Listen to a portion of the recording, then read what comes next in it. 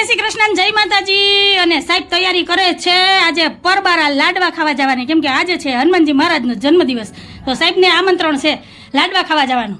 તો હાલો જઈએ મંદિરે, દર્શન કરી આવીએ, હનુમાનજી મહારાજના આશીર્વાદ લઈ આવીએ અને લાડવા ખાઈ આવીએ. તો હાલો જઈએ મંદિરે, ત્યાં જઈને મળીએ. ને વરસાદીયા ભગત છે જો બે ભાઈઓ, વરસાદનું ટાણું થયું ને એટલે પહોંચી ગયા.